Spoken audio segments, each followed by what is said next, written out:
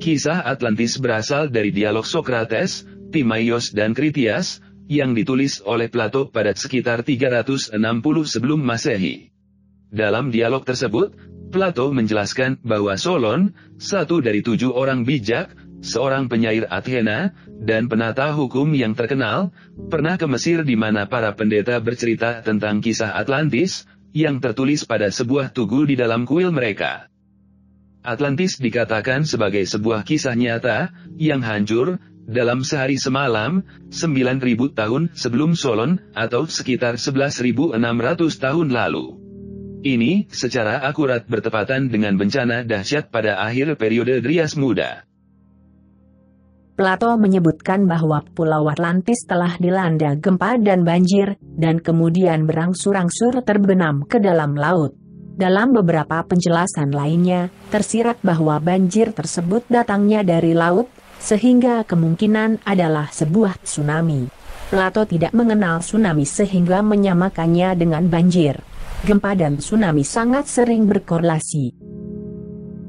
Pulau itu kemudian berangsur-angsur terbenam ke dalam laut, yang berarti oleh kenaikan permukaan laut selama periode pasca glasial.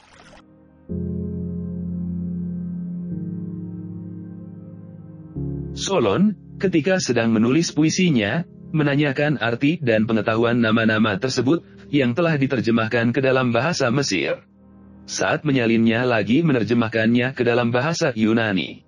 Dengan demikian, nama-nama dalam cerita Solon ini telah dipinjam dari mitos Yunani, agar orang-orang Athena dapat memahami.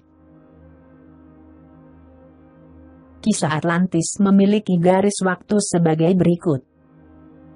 Suatu waktu sebelum 10.000 tahun sebelum Solon, masyarakat Athena terbentuk. Suatu waktu sebelum 9.000 tahun sebelum Solon, masyarakat Mesir terbentuk. Sesaat sebelum 9.000 tahun sebelum Solon, wilayah dari Libya sampai Mesir dan Tirnia ditaklukkan oleh Atlantis. 9.000 tahun sebelum Solon, terjadi perang antara Atlantis dan Athena. 8.000 tahun sebelum Solon, orang-orang Mesir mencatat register sucinya. Antara 9.000 tahun sebelum Solon dan waktu Solon, terjadi berkali-kali banjir besar dan tenggelamnya daratan.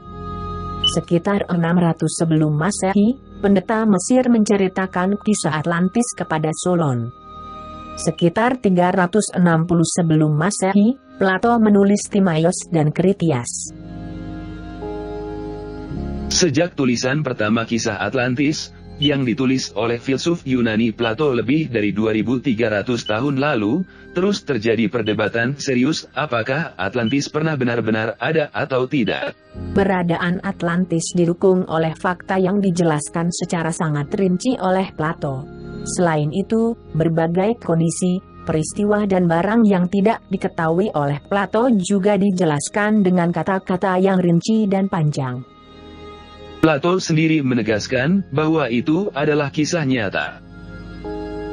Ada banyak lokasi yang diusulkan sebagai lokasi Atlantis. Salah satunya adalah di Sundalandia atau Indonesia.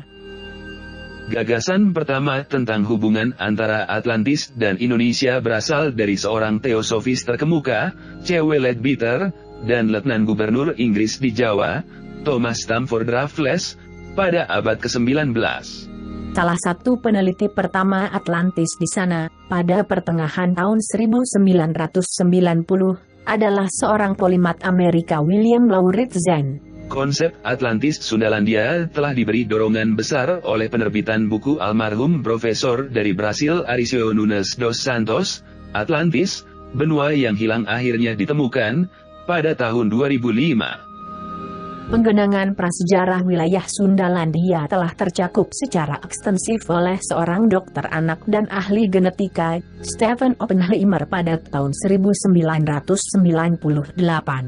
Hipotesis Atlantologi Sundalandia juga telah disinggung oleh penelitian dari seorang ahli geologi dan geofisika, Robert M. Schoch bersama-sama dengan Robert Aquinas McNally pada tahun 2003. Contoh menarik lainnya tentang lokasi Atlantis ini adalah dari seorang ahli biologi molekuler Sunil Prasanan, yang telah berkontribusi pada sejumlah forum internet yang berkaitan dengan Atlantis. Zia Abbas dalam bukunya, Atlantis, The Final Solution, pada tahun 2002 mengklaim telah membuktikan bahwa Atlantisnya Plato dapat ditemukan di landas kontinen di Laut Tiongkok Selatan, yang dikenal dengan Sundalandia. Pada tahun 2013, Dani Hilmanatawijaya dalam bukunya, Plato Tidak Bohong, Atlantis Ada di Indonesia, menyatakan bahwa piramida Gunung Padang di Provinsi Jawa Barat rupanya telah menjadi bentuk piramida sekitar 13.000 tahun lalu. Sebuah adopsi bahwa Atlantis ada di Indonesia. Graham Hancock mengusulkan asal-usul berbagai karya arsitektural dan artistik di Sundalandia dalam masa sebelum bencana dahsyat sebagai lokasi Atlantis yang sebenarnya, dalam bukunya, Magicians of the Gods, yang diterbitkan pada tahun 2015. Dukungan lebih lanjut tentang Atlantis di Indonesia adalah dengan diterbitkannya sebuah buku, Atlantis, Kota yang Hilang Ada di Laut Jawa oleh Dani Irwanto pada bulan April 2015. Ia berusaha mengidentifikasi ciri-ciri kota yang hilang dengan rincian di dalam naskah Plato, dengan sebuah lokasi di Laut Jawa, di lepas pantai Pulau Kalimantan. Secara keseluruhan, Dani Irwanto telah mengumpulkan 60 bukti yang konvergen, untuk menyimpulkan bahwa Atlantis adalah sesuai dengan ciri-ciri Sundalandia, serta ibu kotanya kemungkinan besar terletak di Laut Jawa.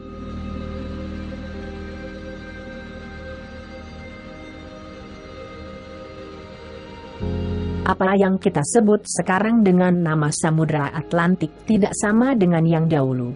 Herodotos, Aristoteles, Plato, Strabon dan beberapa penulis kuno lainnya, dengan sangat spesifik menyebutkan bahwa Samudra Atlantik adalah keseluruhan samudra yang mengelilingi bumi dan saling menyambung, yang sekarang kita sengaja membaginya menjadi Samudra Pasifik, Hindia dan Atlantik. Ungkapan pada titik yang jauh di Samudra Atlantik menyiratkan bahwa Atlantis berada jauh di samudra yang kita kenal sekarang dengan Samudra Hindia bagian timur atau Samudra Pasifik. Plato diduga telah mewujudkan Athena sebagai bagian dalam kisah Atlantis. Dugaan perwujudan tersebut didukung oleh ungkapan-ungkapan sebagai berikut. Negara Atlantis terletak pada titik yang jauh di Samudra Atlantik, dengan sendirinya menempatkan kota Athena di lokasi yang jauh pula, karena kedua wilayah adalah berdekatan, seperti yang dikisahkannya. Atlantis dan Athena dibatasi oleh tugu-tugu Herakles, yang antara lain ditempatkan di sebuah selat, yang disebut Selat Herakles. Kota Atlantis terletak di dalam selat, yang berarti bahwa kota Athena berada di luar selat dan laut itu. Deskripsi geografis ini tidak sesuai dengan keberadaan Atlantis di sekitar Laut Mediterania. Pernyataan bahwa Athena yang sebelumnya memiliki lahan yang luas dan subur, pada masa Solon telah tenggelam hampir seluruhnya dan yang tersisa hanyalah sebagian kecil yang berbatu-batu, dan hanya beberapa pohon yang tumbuh dan hampir seluruhnya terdiri dari tanah kosong sehingga air hujan hanya mengalir di atasnya saja dan kemudian hilang ke laut, tidak menggambarkan kondisi kota Athena pada masa Solon. Pernyataan bahwa kota Athena telah didirikan 1000 tahun sebelum Mesir, juga tidak sesuai.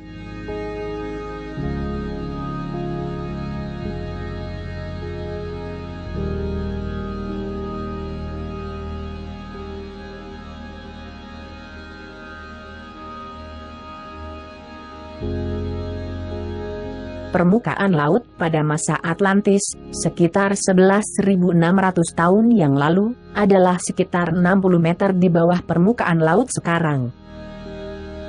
Ungkapan Plato bahwa Atlantis adalah jalan untuk menuju pulau-pulau lain, dan dari sana dapat mencapai ke benua di seberangnya yang meliputi samudera yang sebenarnya, dengan tepat menunjuk ke Sundalandia.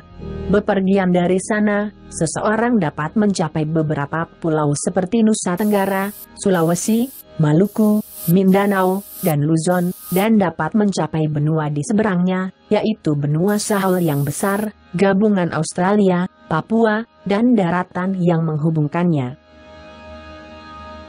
Daratan Atlantis lebih besar dari Libya dan Asia Kecil, juga dengan tepat menegaskan ukurannya.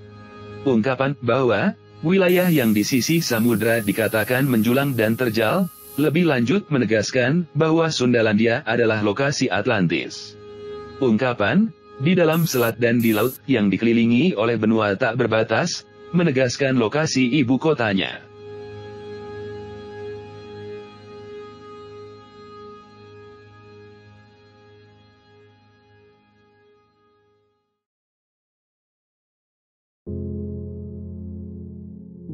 Dikatakan bahwa Atlantis memiliki matahari di atasnya, manfaat dari curah hujan tahunan, kelimpahan air, iklim hangat yang sangat baik, dan musim panas dan dingin.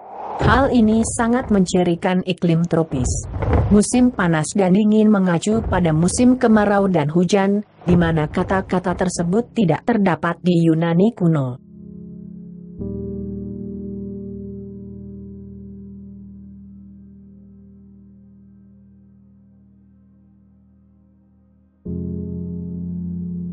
Atlantis memiliki tanah yang subur, kayu yang berlimpah, budidaya petani sejati, alam yang mulia, tanah yang terbaik di dunia, hewan yang berlimpah, kelapa, hasil bumi rempah-rempah, dan 2 kali panen setiap tahun. Ini adalah ciri alam yang sebenarnya di wilayah Sundalandia. Kelimpahan makanan dan kayu yang dibutuhkan untuk mempertahankan lebih dari 20 juta penduduk, untuk membentuk lebih dari 1 juta tentara, dan untuk membangun lebih dari 200 kapal, yang tidak mungkin di bagian lain dunia dalam masa tersebut. Plato juga menyebutkan bahwa terdapat berbagai jenis satwa-satwa lain, baik yang hidup di danau-danau, rawa-rawa dan sungai, dan juga yang hidup di pegunungan-pegunungan dan di dataran-dataran, dan terdapat satwa yang paling besar dan paling tamak. Spesies besar seperti harimau, badak, orangutan, gajah dan macan ada di wilayah tersebut, yang meliputi hampir 1000 spesies mamalia yang mendiami wilayah ini. Selain itu, terdapat hampir 1000 spesies burung dan lebih dari 1000 spesies ikan.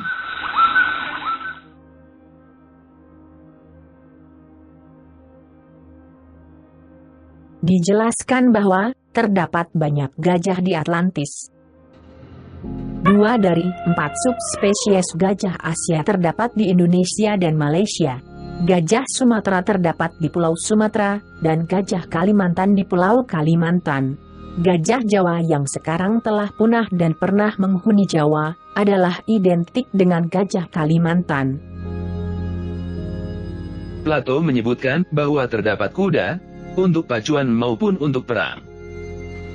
Berbagai jenis keturunan kuda asli Indonesia adalah pendek dan ramping, tetapi masih kuat dan kokoh, sehingga lebih cocok disebut poni daripada kuda. Kuda-kuda poni Indonesia telah terus-menerus disilangkan dengan darah tambahan, umumnya kuda Arab, untuk meningkatkan kualitasnya, sehingga dapat diperkirakan bahwa aslinya adalah lebih ramping dan lebih pendek dari apa yang kita lihat sekarang.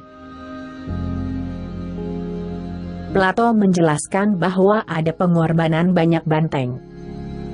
Banteng adalah satwa asli Asia Tenggara. Mereka telah dijinakkan di beberapa tempat, digunakan sebagai hewan pekerja, dan untuk pedaging. Apa yang dimaksud oleh Plato dengan banteng, mungkin adalah kerbau, yang asli Asia Tenggara dan anak benua India. Orang awam umumnya tidak bisa membedakan antara banteng dan kerbau. Plato tidak mengenal kerbau, tetapi satwa yang menyerupai banteng, karena hewan ini tidak terdapat di Yunani kuno dan sekitarnya. Plato mengatakan, ada 100 patung dewi laut yang mengendarai lumba-lumba. Sebagian besar spesies lumba-lumba hidup di daerah dangkal di perairan tropis dan hangat, sehingga merupakan kondisi ideal untuk laut-laut setelah tenggelamnya Sundalandia, seperti Laut Jawa dan Laut Tiongkok Selatan.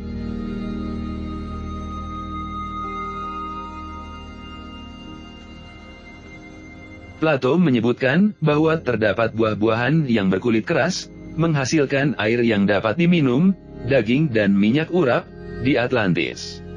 Buah-buahan ini tidak lain adalah kelapa. Kelapa memiliki sejarah panjang dan dihormati di kalangan budaya di wilayah Asia Tenggara, Asia Selatan, dan Pasifik. Analisis DNA menunjukkan bahwa kelapa pertama kali dibudidayakan di Kepulauan Asia Tenggara, yang berarti Filipina, Malaysia dan Indonesia, dan mungkin di daratan benua juga. Kelapa diperkenalkan ke Samudra Hindia beberapa ribu tahun yang lalu, oleh orang-orang Austronesia kuno yang membangun jalur perdagangan yang menghubungkan Asia Tenggara dengan Madagaskar dan pesisir timur Afrika. Genetika kelapa juga memperlihatkan catatan jalur perdagangan prasejarah dan kolonisasi Amerika.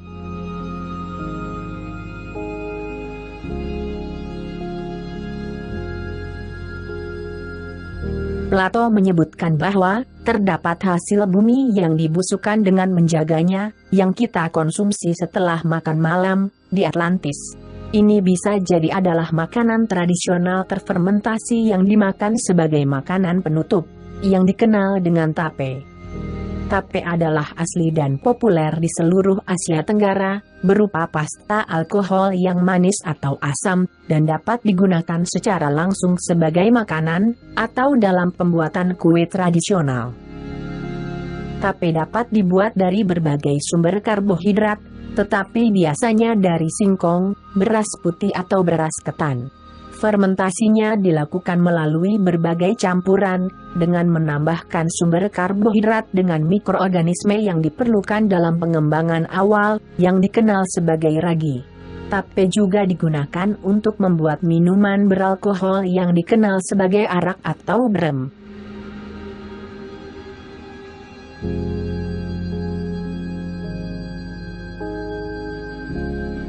Plato menyebutkan bahwa terdapat akar-akaran, atau daun-daunan, atau kayu-kayuan, atau esens-esens yang disaring dari buah dan bunga. Ini bisa jadi adalah ramuan herbal yang terbuat dari bahan-bahan alami, yang dikenal sebagai jamu, atau campuran rempah-rempah penyedap makanan, yang dikenal sebagai bumbu.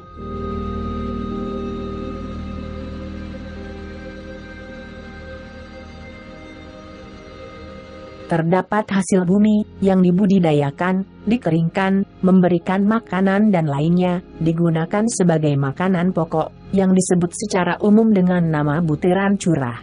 Ini tiada lain adalah padi atau beras, yang menjadi makanan pokok wilayah ini.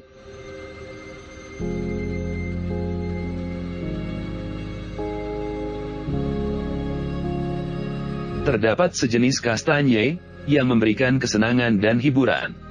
Ini bisa jadi adalah kopi, yang tumbuh baik di wilayah ini.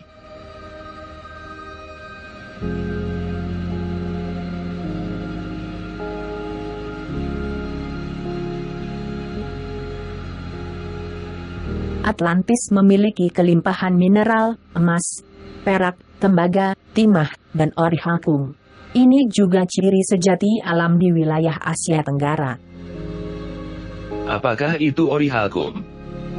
Orihalkum tidak dikenal oleh orang Yunani, lebih berharga pada masa itu dari apapun kecuali emas, dan gemerlap dengan cahaya merah, atau seperti api.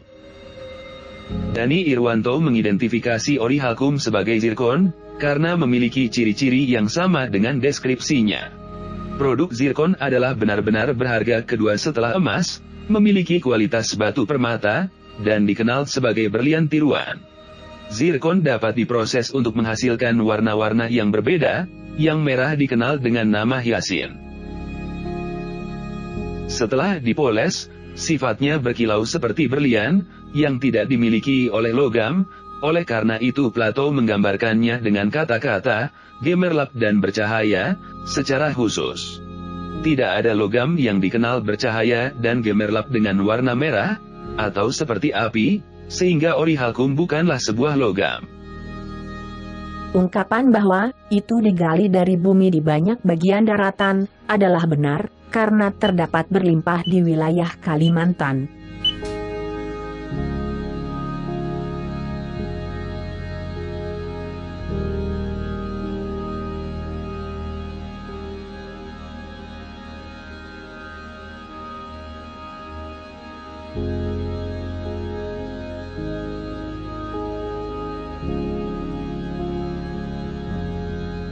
Plato menjelaskan bahwa terdapat sebuah dataran yang rata, halus dan tidak bergelombang, turun menuju laut, dikelilingi oleh sederetan pegunungan besar dan kecil yang indah, menghadap ke arah selatan dan terlindung dari utara, dan terdapat desa-desa dan rakyat yang makmur, sungai, danau, dan padang rumput. Dani Irwanto dalam bukunya menyatakan bahwa dataran yang memiliki ciri-ciri wilayah tersebut terdapat di Kalimantan sisi selatan, di mana sebagian kini terendam di bawah Laut Jawa. Datarannya memiliki kemiringan yang sebagian besar kurang dari 1%, menurun ke selatan menuju Laut Jawa, dan tidak ada gundukan yang terlihat pada seluruh dataran. Menghadap ke sebelah selatan, dan terlindung oleh pegunungan Mullerschwaner dan Meratus di sebelah utara, sebagian besar tertutup oleh hutan primer, dihuni oleh bermacam-macam satwa, dan sebagai kediaman puluhan suku asli Dayak. Memiliki curah hujan yang tinggi dan suhu hangat sepanjang tahun, banyak sungai besar dan anak-anak sungainya, sehingga sangat subur, dan kaya sumber daya makanan dan kebutuhan sehari-hari.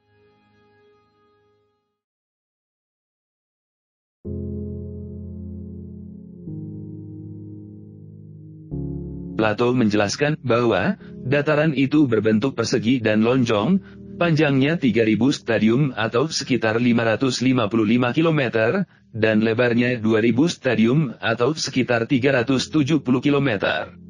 Bentuk dataran di wilayah Kalimantan bagian selatan, dan Laut Jawa yang berdekatan, adalah persegi panjang di sebelah selatan, dan lonjong di sebelah utara, hampir persis panjangnya 555 km, dan lebarnya 370 km.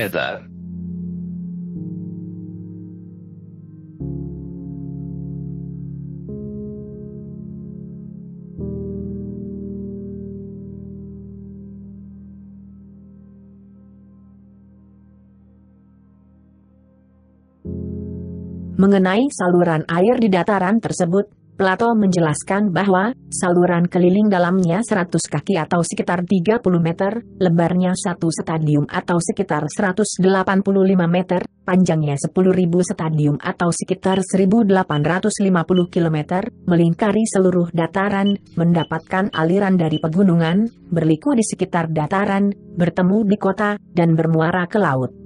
Plato menggambarkan bahwa saluran pedalaman adalah lurus, lebarnya 100 kaki atau sekitar 30 meter, intervalnya 100 stadium atau sekitar 18,5 km, dan bermuara ke dalam saluran keliling. Menurut Dani Irwanto, ada saluran-saluran air yang sesuai dengan ciri-ciri tersebut. Sungai Barito, Kapuas Murung, Kahayan, dan Sebangau yang ada di wilayah itu, diidentifikasi sebagai saluran-saluran tersebut. Mereka berasal dari pegunungan Mullerschwaner dan Meratus. Sungai-sungai ini lebarnya rata-rata sekitar 600 hingga 800 meter, dan dalamnya 8 meter. Banjir dan sedimentasi sungai di dataran yang sangat datar selama 11.600 tahun terakhir, telah mengubah rezimnya. Pertukaran aliran dan orde di antara mereka mungkin juga telah terjadi. Namun, secara umum kelurusan dan orientasi sungainya masih dapat dilihat sampai saat ini, yaitu sejajar satu sama lain dan ke arah utara-selatan. Dengan menghitung kapasitas aliran yaitu luas kali kecepatan, dan dengan asumsi kecepatan aliran yang sama karena kemiringan energi gravitasi yang sama, luas penampang aliran yaitu lebar kali kedalaman, seperti yang dijelaskan oleh Plato adalah sekitar 185 kali 30, sama dengan 5.550 meter persegi. Sementara luas alirannya saat ini adalah luar biasa hampir tepat, 700, rata-rata, kali 8 sama dengan 5.600 meter persegi. Jarak rata-rata sungai-sungai ini adalah sekitar 20 km, dapat dianggap mendekati sekitar 18,5 km yang dikatakan oleh Plato.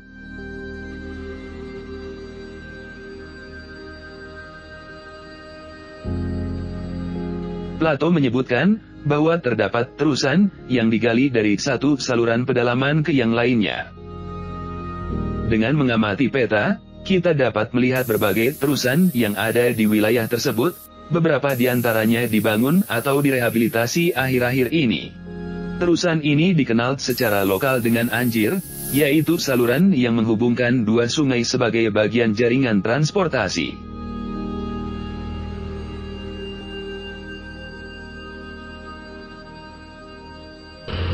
Sebagian besar sungai-sungai di Kalimantan bagian selatan dapat dilayari.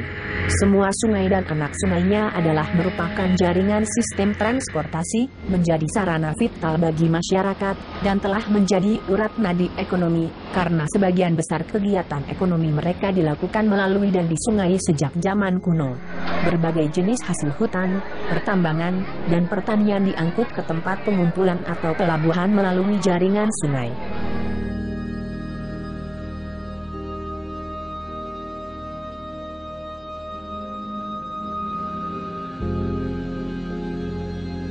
Plato menyebutkan bahwa terdapat saluran irigasi yang menyadap dari saluran lain untuk mengairi lahan di musim panas atau musim kemarau, tetapi dari hujan di musim dingin atau musim hujan, menghasilkan 2 kali panen dalam setahun.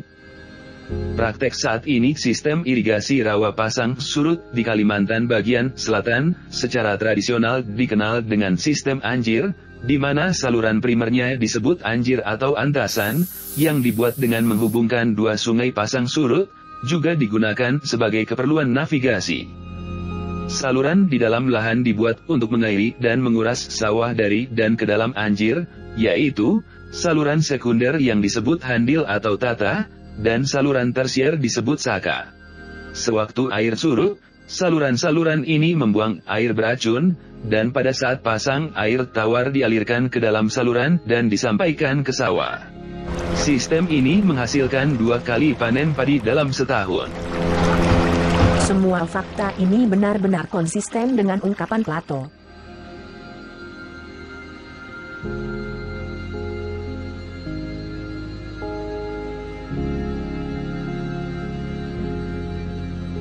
Plato menggambarkan bahwa pulau ibu kota di mana terdapat sebuah kota dengan benteng dan cincin perairan, adalah ada di laut yang nyata, di dalam selat, dan dikelilingi oleh benua tak berbatas. Benua tak berbatas itu adalah Sundalandia, yang tersambung dengan benua Asia, dan satu-satunya laut yang dikelilingi olehnya pada masa itu adalah Laut Jawa kuno, menunjukkan bahwa pulau dan ibu kotanya terletak di Laut Jawa.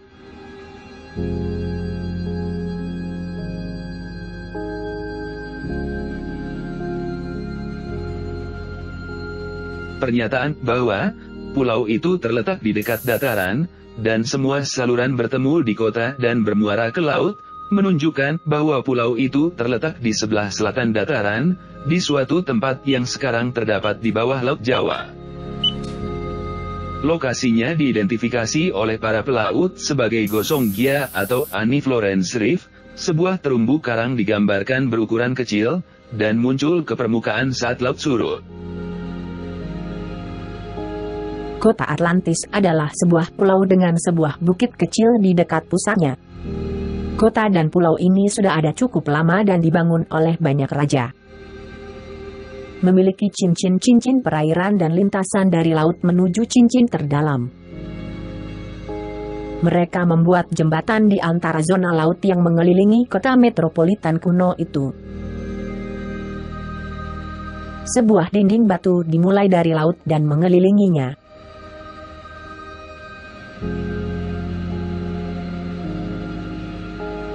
Mereka menggunakan orihalkum, timah, dan kuningan atau perunggu untuk melapisi dinding luar kota mereka.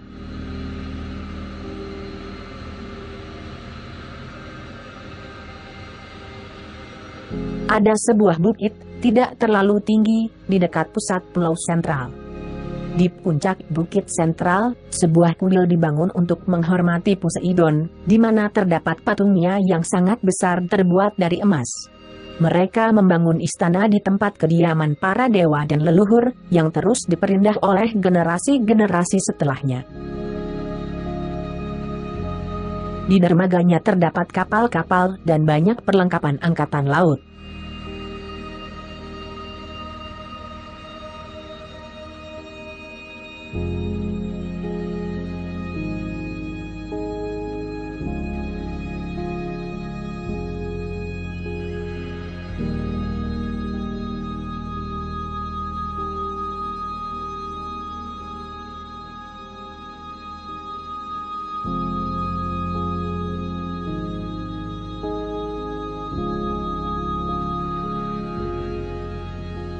Ungkapan, karena suatu alasan, laut di bagian itu tidak dapat dilewati dan ditembus, karena ada sebuah beting lumpur atau tanah liat di tempat itu, menegaskan lokasinya. Terumbu karang adalah langka di Mediterania, sehingga orang Yunani dan Mesir tidak memiliki istilah tersebut, maka Plato menuliskannya sebagai beting lumpur atau tanah liat. Terumbu karang tumbuh dengan baik di perairan yang hangat, dangkal, jernih, terang, dan tidak tenang, dan pada permukaan keras di bawah laut, sehingga merupakan kondisi yang ideal di Laut Jawa. Hal ini ditegaskan lebih lanjut oleh ungkapan, yang disebabkan oleh penurunan pulau, karena tumbuhnya terumbu karang disebabkan oleh kenaikan permukaan laut dalam periode glasial terakhir. Permukaan laut terus naik sampai kira-kira 6.000 tahun lalu. Karang tumbuh pada permukaan keras.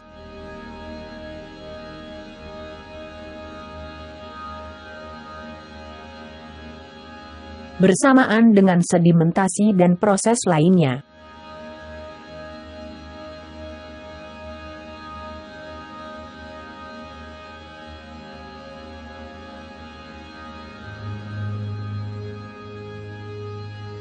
Saat ini, terdapat terumbu karang yang disebut Gosonggia atau Eni Florence Reef di Laut Jawa.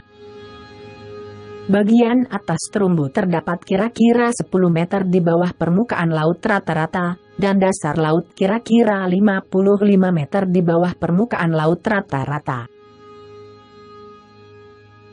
Struktur kotanya masih terlihat dari pola terumbu karang ini. Kedalaman laut di sini adalah persis sama dengan elevasi daratan sekitar 11.600 tahun lalu. Namun demikian, penyelidikan lebih lanjut diperlukan untuk mengetahui apa yang ada di dalam terumbu karang itu.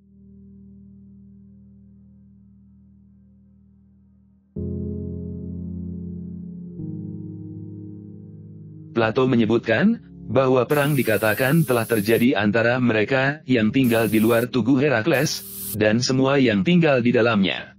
Herakles adalah nama yang dipinjam dari mitologi Yunani.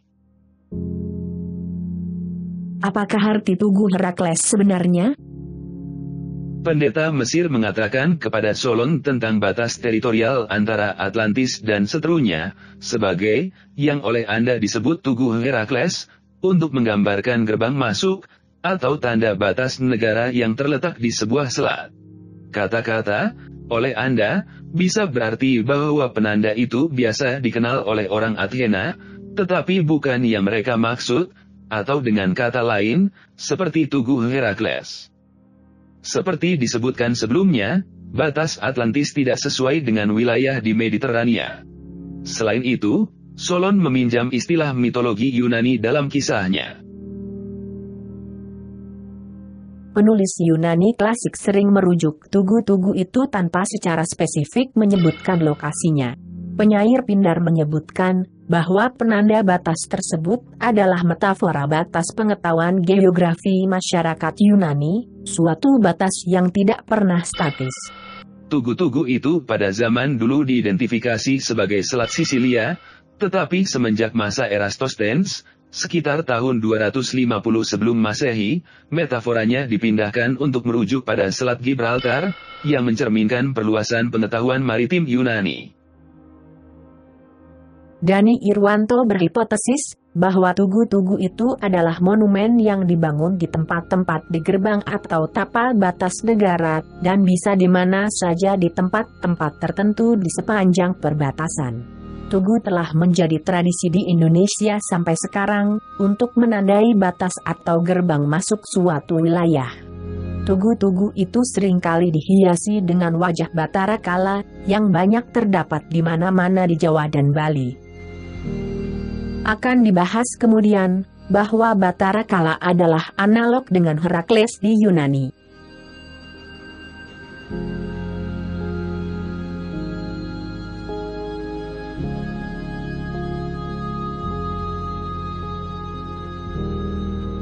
Pulau Bawean di lepas pantai Laut Jawa merupakan purwarupa Pulau Atlantis, karena memiliki lingkungan, formasi geologi, dan proses tektonik yang sama, serta letaknya berdekatan. Pulau Bawean dan Atlantis keduanya terletak pada sebuah busur geologi, yang diidentifikasi oleh para ahli geologi sebagai busur Bawean. Dijelaskan, bahwa mereka memiliki mata air, yang satu dingin dan lainnya panas. Terdapat beberapa sumber air panas dan dingin di Pulau Bawean, yang dihasilkan oleh kegiatan tektonik di wilayah tersebut. Deskripsi, batu-batu itu digali dari pulau pusat dan zona-zona, dengan warna putih, hitam, dan merah, dan dilubangi menjadi galangan ganda, yang memiliki atap terbentuk dari batuan asli, juga sesuai. Batu-batu itu rupanya mirip dengan batuan beku yang terdapat di Pulau Bawean. Yang putih bersifat asam, hitam abu-abu bersifat basa, dan merah dari oksida besi. Batuan beku ini keras dan kuat, memiliki kekuatan alam yang cukup untuk berdiri sebagai atap galangan yang dilubangi.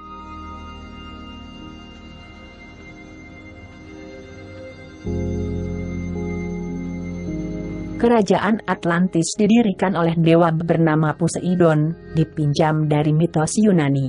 Daratan itu dibagi menjadi 10 bagian yang diberikan kepada anak-anaknya. Ada sebuah kuil suci yang didedikasikan untuk Poseidon dan istrinya, Kleitos di tengah benteng. Poseidon adalah salah satu dari jajaran 12 dewa Olympus dalam mitologi Yunani. Kekuasaan utamanya adalah lautan, sehingga ia disebut dewa laut, yang mengendarai makhluk laut yang menyerupai kuda.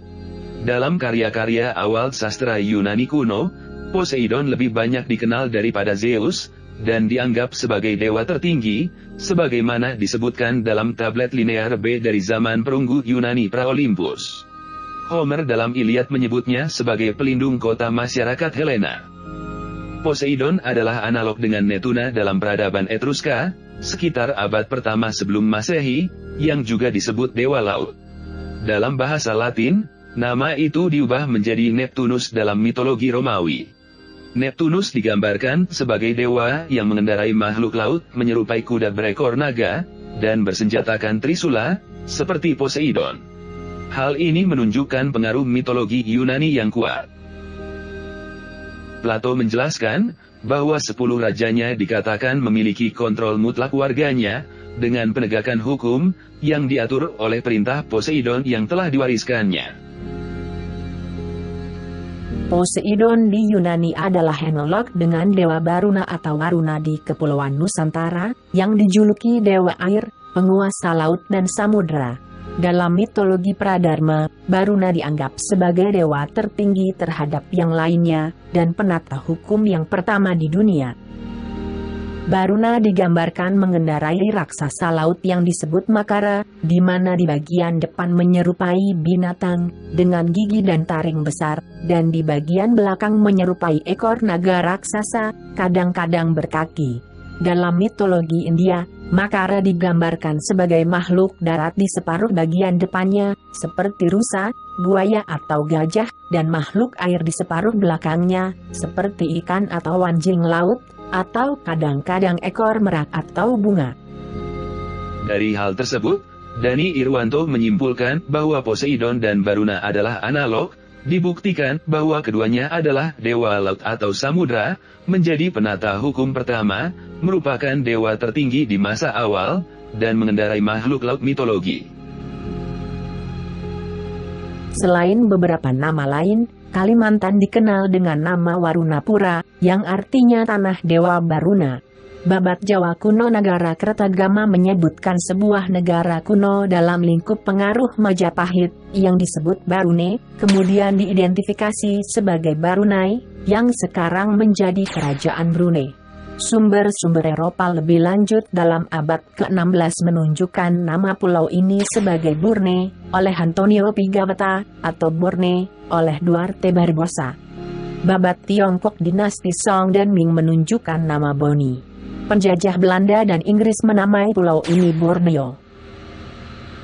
Ini adalah kesimpulan lain bahwa Kalimantan, atau Borneo, yang dulunya Pulau Dewa Baruna, adalah analog dengan Pulau Poseidon, dan terkait dengan keberadaan Atlantis di wilayah tersebut.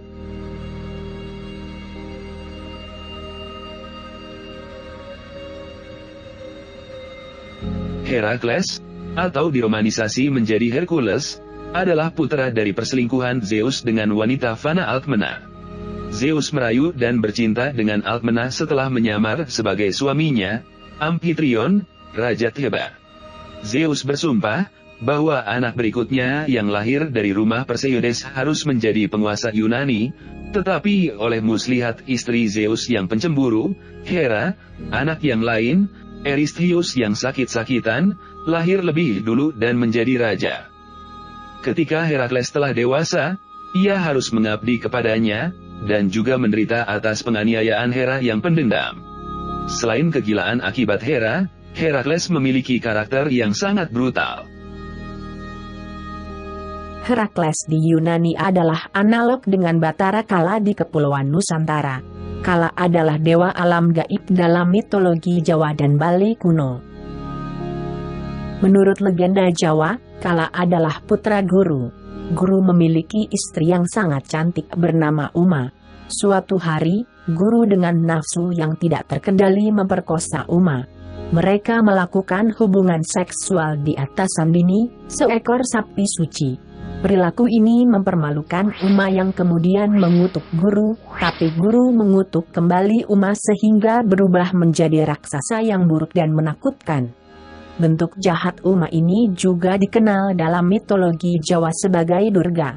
Dari hubungan ini, Kala dilahirkan dengan sosok seorang raksasa. Kala digambarkan memiliki nafsu yang tak terpuaskan, dan berperilaku sangat kasar. Ia dikirim oleh para dewa ke bumi untuk menghukum manusia atas kebiasaannya yang jahat. Namun, Kala hanya tertarik untuk memangsa manusia demi memuaskan nafsunya. Karena khawatir, para dewa kemudian memanggil kembali Kala dari bumi. Ia kemudian menjadi penguasa alam gaib. Analogi Kala dan Herakles adalah bahwa masing-masing adalah putra seorang dewa tertinggi, baik Guru atau Zeus. Kelahiran mereka adalah secara tidak senonoh. Kala lahir dari nafsu tak terkendali Guru terhadap Uma, sedangkan Herakles adalah dari perselingkuhan Zeus dengan Alkmena. Keduanya memiliki nafsu yang tak terpuaskan dan berperilaku sangat kasar, brutal, dan penuh kekerasan sepanjang hidup mereka. Dari dulu hingga sekarang, wajah Kala banyak terdapat di pintu masuk candi, tugu batas, tugu selamat datang, gerbang, pintu, relung, perabot, hiasan dinding, dan alat musik tradisional, di mana-mana di Jawa dan Bali. Gambar serupa juga terdapat di rumah-rumah Dayak. Seperti telah dibahas sebelumnya, tugu batas yang dihiasi dengan wajah Kala adalah analog dengan tugu Herakles. Selain itu, Zeus, ayah Herakles, dan Guru, ayah Kala, juga analog. Keduanya kemudian diangkat menjadi dewa tertinggi, menggantikan baik Poseidon atau Baruna. Perhatikan juga analogi dan kesamaan fonetik antara nama-nama, Kala dan Kleos, Guru dan Zeus, Uma dengan Alkmena, dan Durga dengan Hera.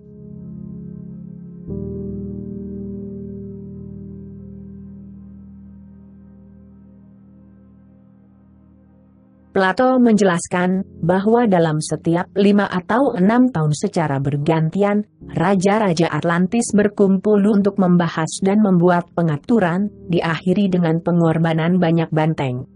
Orang awam umumnya tidak bisa membedakan antara banteng dan kerbau.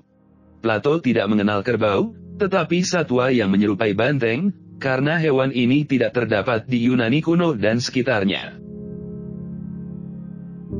Kerbau, juga disebut kerbau Asia atau kerbau asiatis, adalah sapi-sapian besar yang asli Asia Tenggara dan anak benua India.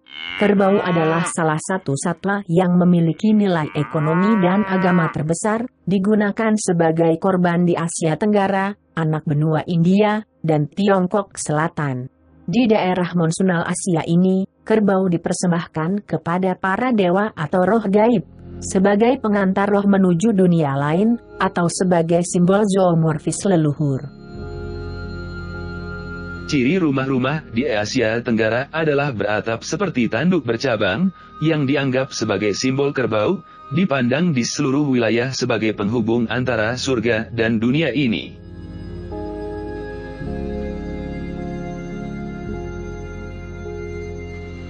Pembangunan piramida batu adalah didasarkan pada keyakinan asli, bahwa gunung-gunung dan tempat-tempat tinggi lainnya adalah tempat tinggal arwah para leluhur, atau tempat ziarah yang paling ideal untuk memuja mereka. Bentuk piramida yang paling sederhana adalah piramida undakan tanah dan batu, yang biasanya dibangun di atas gundukan alami atau buatan, bukit, atau lereng bukit. Biasanya ada tempat pemujaan dan atau altar di bagian atasnya. Budaya megalitik Austronesia di Nusantara memiliki bangunan piramida undakan tanah dan batu, yang disebut dengan punden berundak. Punden berundak dianggap sebagai salah satu ciri budaya asli Nusantara. Bangunan piramida ini terdapat dan tersebar di seluruh Asia Tenggara, kebanyakan terdapat di Pulau Jawa.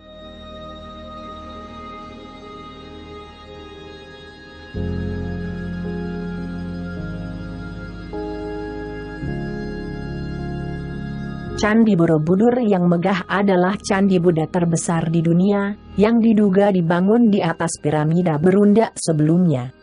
Candi Sukur dan Ceto di Jawa Tengah, di mana usianya masih diperdebatkan, menunjukkan piramida undakan tanah dan batu asli Austronesia, yang agak menyerupai piramida di Amerika Tengah.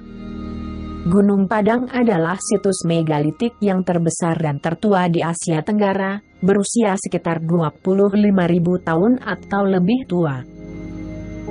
Saat peradaban berkembang, mereka membangun piramida yang lebih besar, sehingga dibutuhkan lebih banyak batu.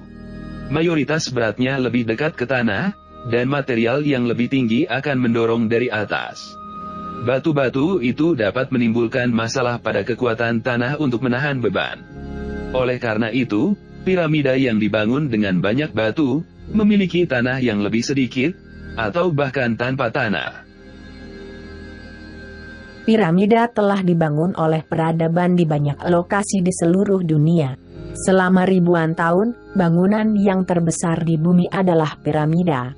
Mereka tersebar dari Mesir ke Amerika, yang terpisahkan satu sama lain oleh lautan, dan konon tidak pernah menemukan keberadaannya satu sama lainnya. Tidak ada hubungan yang jelas antara berbagai peradaban yang membangunnya, namun kemiripannya menunjukkan bahwa mereka berasal dari asal-usul yang sama. Seperti yang dikatakan oleh Plato, kuil Poseidon dibangun di pulau pusat yang berupa sebuah bukit, dikelilingi oleh cincin-cincin perairan. Untuk mencapai kuil ini dari cincin perairan terdalam, undakan di lereng bukit pasti diperlukan. Hal ini bisa berarti bahwa kuil ini menyerupai bangunan piramida undakan tanah dan batu, sebuah ciri budaya asli Nusantara yang disebut dengan punden berundak. Kuil ini juga menjadi tempat untuk memuja leluhur mereka.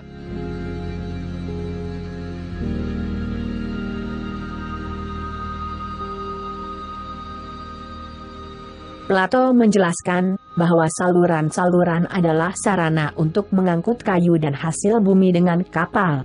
Mereka menurunkan kayu dari pegunungan ke kota, dan mengangkut hasil buminya dengan kapal. Saluran dan pelabuhan terbesar penuh dengan kapal dan pedagang yang berasal dari semua penjuru. Dermaganya penuh dengan kapal dan gudang angkatan laut. Mereka memiliki armada sebanyak 1.200 kapal.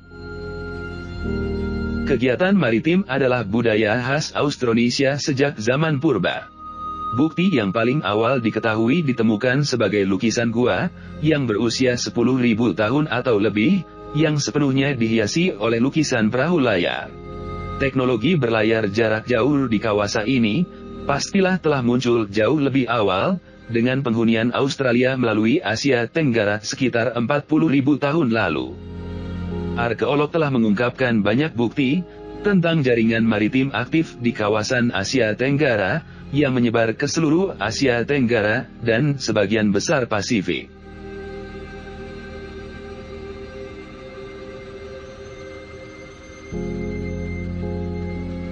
Plato menggambarkan bahwa Atlantis adalah sebuah kerajaan besar dan megah yang memiliki kekuatan luas. Atlantis bisa dikatakan sebagai sebuah peradaban maju pada masanya, dan memiliki berbagai teknologi unggulan dibanding negara lain. Piramida Gunung Padang di Jawa adalah struktur tertua yang diketahui dari jenis apapun di bumi. Berumur setua 25.000 tahun, piramida itu menjadi bukti peradaban kuno yang maju.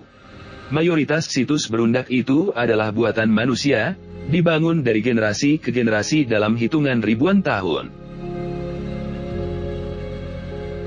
Begitu banyaknya lukisan batu yang menggambarkan perahu layar di Asia Tenggara, yang berumur hingga 40.000 tahun, juga membuktikan bahwa teknologi semacam itu telah dikuasai sejak awal. Teknologi ini telah diwarisi oleh orang-orang Austronesia dan Thalassocracy atau kerajaan maritim, seperti Sriwijaya dan Majapahit. Orang-orang Bugis dan Makassar dari Pulau Sulawesi terkenal karena pembuatan kapal layar kayu yang disebut pinisi. Kerajaan-kerajaan di Asia Tenggara telah mengembangkan teknologi arsitektur bangunan batu yang canggih dalam pembangunan candi-candi.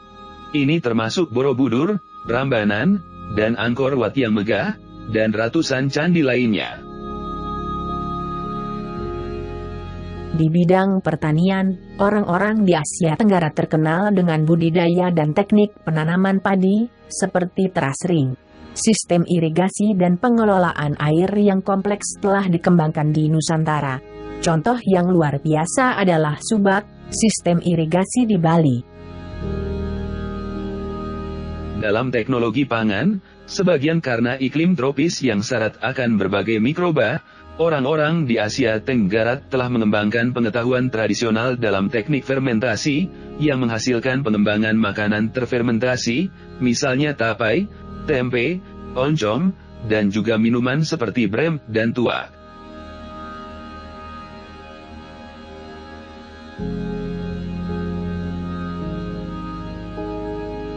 Plato menggambarkan bahwa Atlantis adalah sebuah kerajaan yang kuat dan maju yang hancur dalam sehari semalam, 9.000 tahun sebelum Solon, atau sekitar 11.600 tahun lalu. Ini secara akurat bertepatan dengan bencana alam pada akhir periode Drias Muda. Pada akhir periode Drias Muda, sekitar 11.600 tahun lalu, berat es yang bergeser ke lautan memicu retakan di kerak bumi untuk bergerak, yang menyebabkan bencana hebat. Gempa, letusan gunung berapi, gelombang besar, dan banjir melanda budaya pesisir dan semua landas kontinental Sundalandia, dan menghapus banyak populasi. Saat laut mengamuk itu, terjadi migrasi massal orang-orang yang selamat dari benua yang tenggelam itu.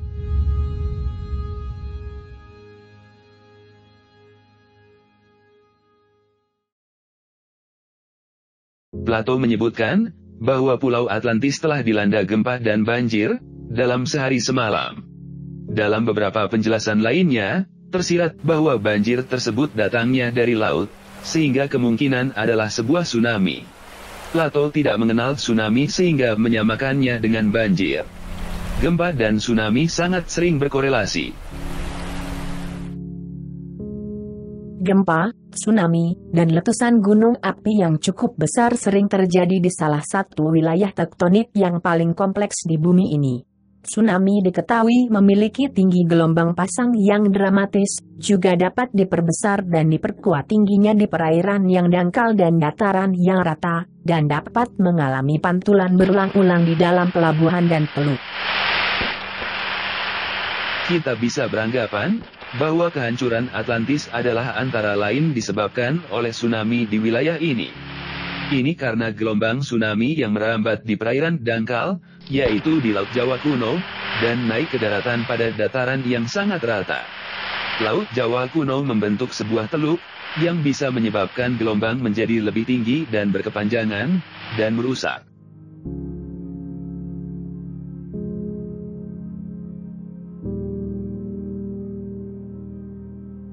Plato menjelaskan bahwa daratan Atlantis dan Athena tenggelam tanpa henti sesudahnya. Hal ini sejalan dengan pengetahuan terkini tentang kenaikan permukaan laut pasca glasial. Permukaan laut terus naik sampai sekitar 6.000 tahun lalu, menenggelamkan daratan serta dataran rendah di Sundalandia.